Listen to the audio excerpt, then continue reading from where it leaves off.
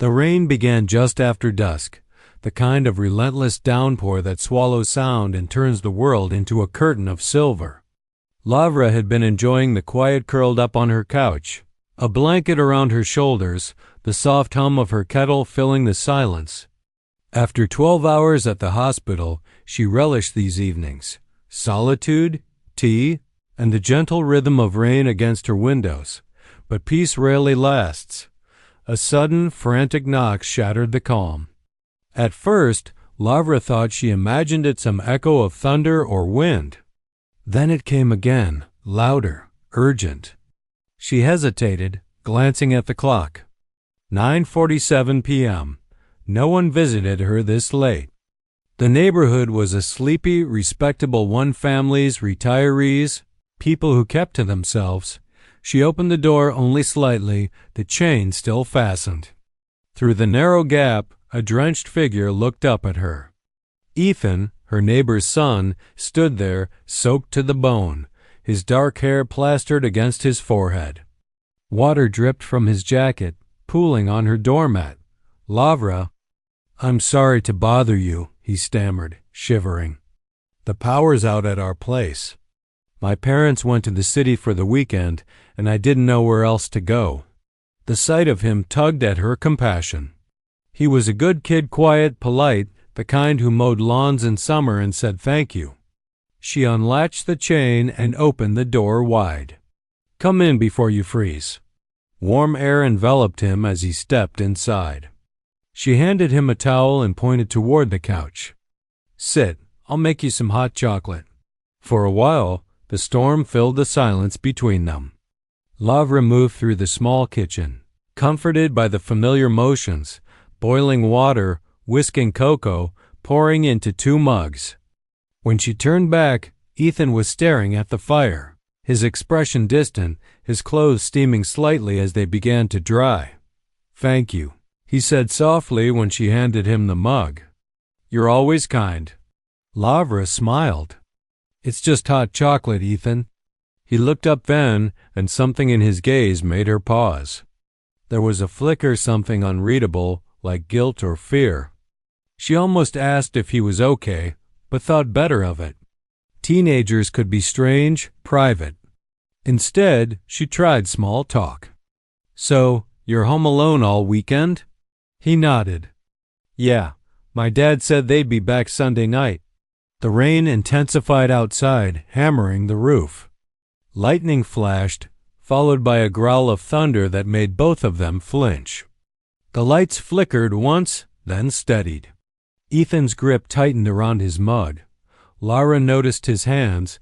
They trembled slightly, but not from the cold. "You sure you're all right?" she asked gently.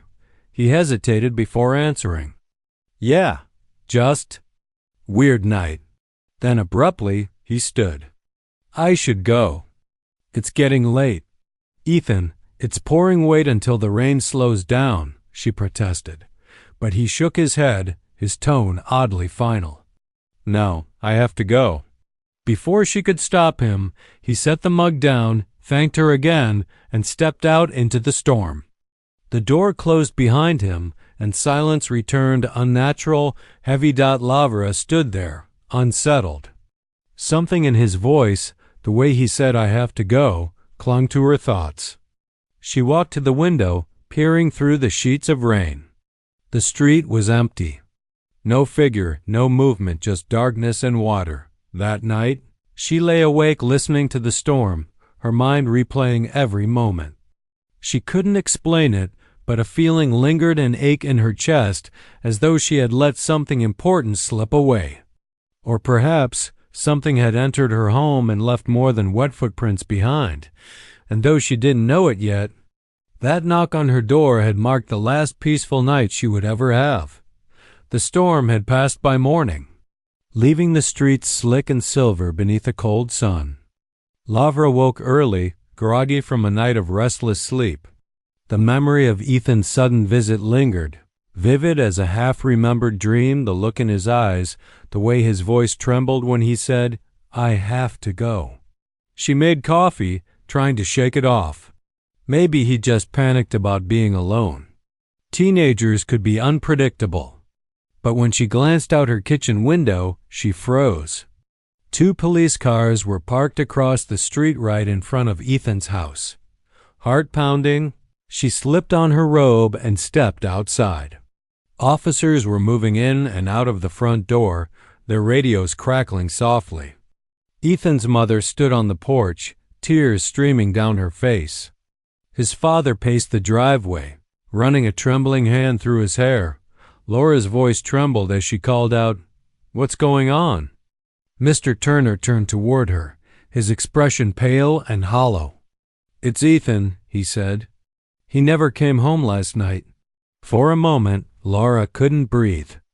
The coffee cup nearly slipped from her hand. "What? But he was here." "I saw him."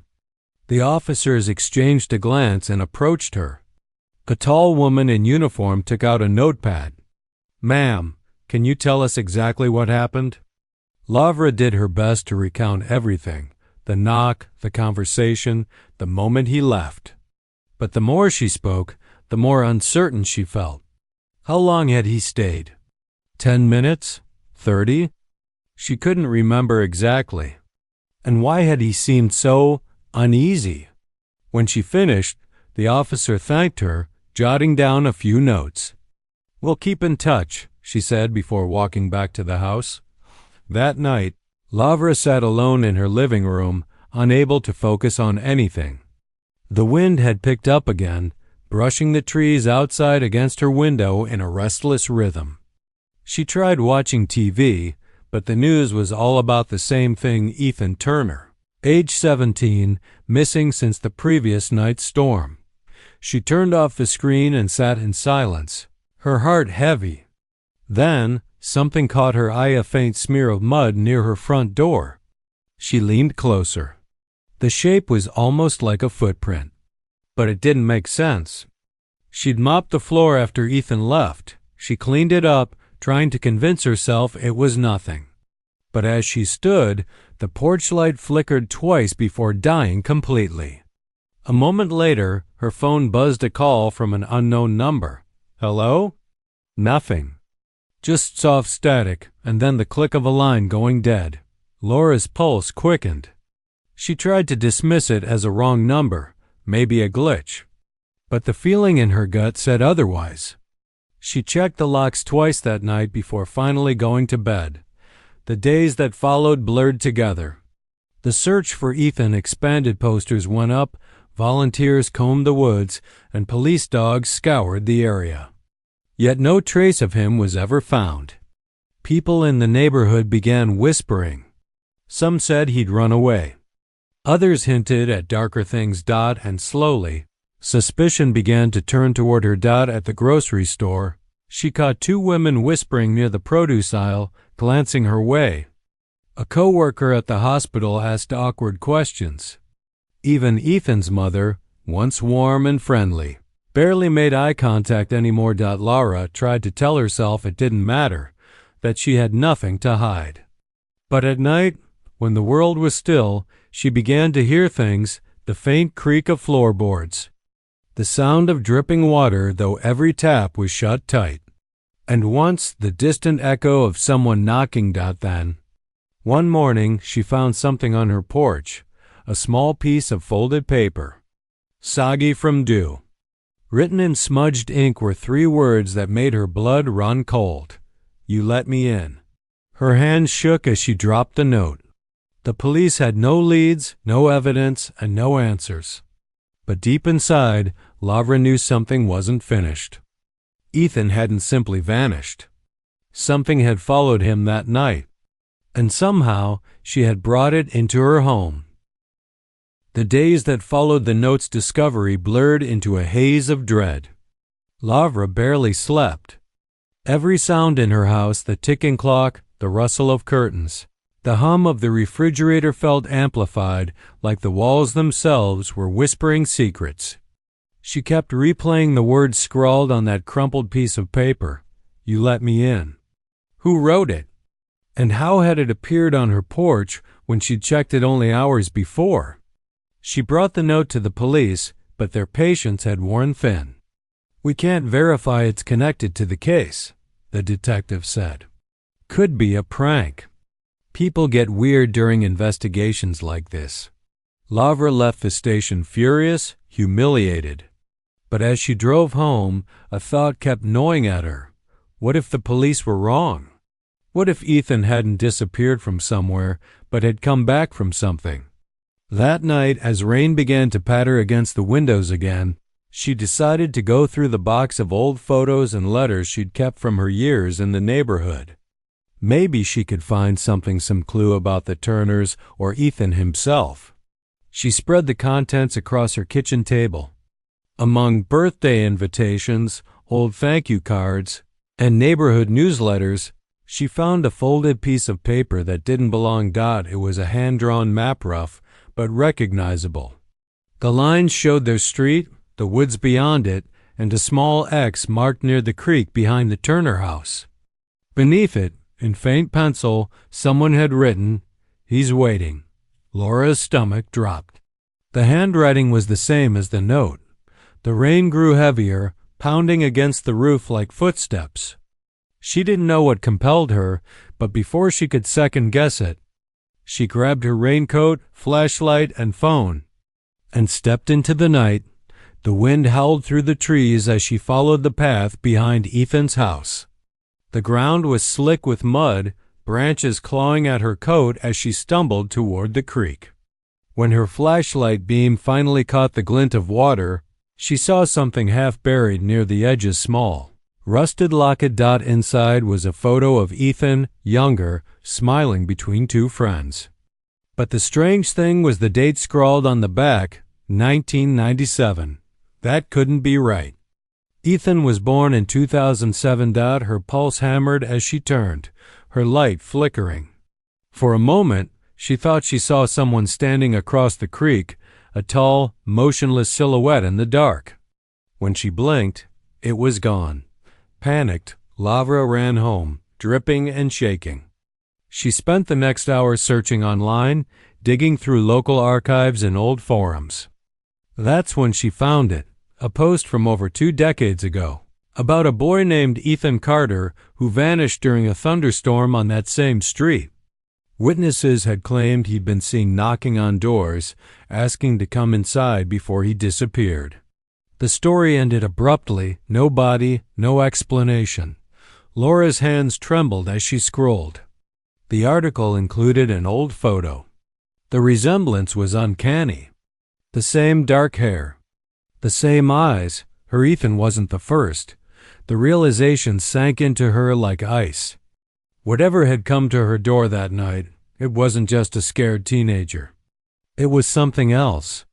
Something that had worn Ethan's face before. As the clock struck midnight, Laura's phone buzzed. A message appeared from an unknown number. "You found it. Now it's your turn."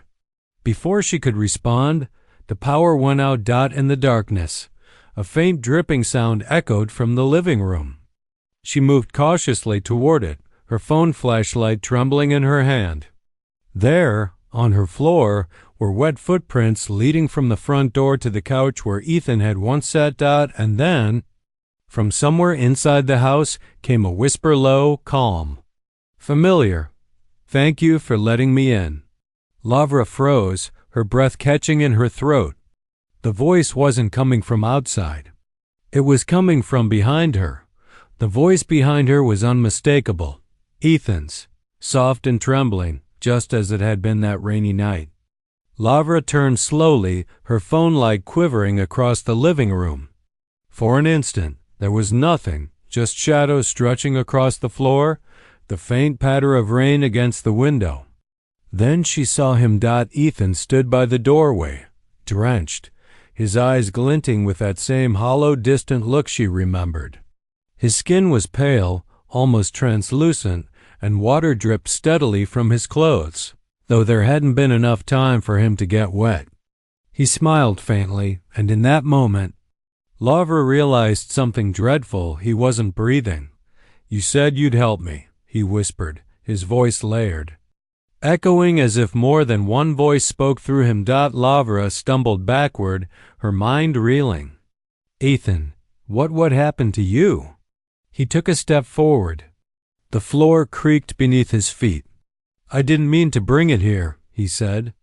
"It was supposed to stay with me." "What was?" she asked, barely able to speak. Ethan's eyes flickered with something like sorrow. "The storm," he said simply. "It follows those who open the door." Thunder rolled outside, shaking the windows. Laura's fear turned to a kind of frozen clarity. He wasn't lying. Whatever this was, it had happened before. Maybe that's why the story of the other boy, Ethan Carter, from 1997, had sounded so familiar. The storm wasn't just weather. It was a presence, a force that latched onto kindness, waiting for someone to let it in. "Ethan," she whispered, "what do you want me to do?" His lips parted, but before he could answer, the lights flickered back to life just for a second. In that flash, Lavra saw something that would haunt her forever. Ethan's reflection in the window behind him wasn't his own. It was a tall, faceless figure draped in shadow, standing just inches away. When the lights went out again, the reflection was gone, and so was Ethan. The house fell silent, save for the slow, rhythmic dripping of water. Laura's heart pounded in her chest as she ran to the front door, flinging it open. Rain poured down, heavier than ever. The world outside was swallowed in darkness, and yet through the downpour she could hear it. A whisper. Faint, but there. "Lavra." It came from everywhere at once. She slammed the door shut, locked it, and pressed her back against it, trying to catch her breath. But then she noticed something chilling. The muddy footprints on the floor hadn't stopped at the couch this time. They continued down the hallway, leading toward her bedroom. Her instinct screamed to run, but something stronger pulled her forward. Maybe it was guilt. Maybe it was the need for answers. She followed the prints, one trembling step at a time. The door to her bedroom was half open, the shadows inside thick and restless. "Ethan?"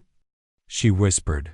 A single flash of lightning illuminated the room, and for a split second, she saw him standing there again by the window, staring out at the rain. But now there was something else in the room, a dark, towering figure standing behind him, its form rippling like mist, its hands resting on his shoulders. Lavra gasped. The creature turned its faceless head toward her. The sound that filled the room wasn't quite a roar, nor a scream. It was the storm itself. Alive and furious. The lights exploded. When the neighbors found her house days later, the front door was wide open. Rain had soaked the floors. The place was empty, no signs of struggle, no forced entry, nothing. Just two sets of muddy footprints, one leading in, one leading out. Ethan Turner's case remained unsolved. The police eventually closed it, calling it a runaway situation. But the neighbors knew better, because weeks later, during another heavy downpour, the new family who moved into Laura's house swore they heard it, a gentle knock on the door, followed by a trembling voice on the other side. "Please, I'm just trying to get out of the rain."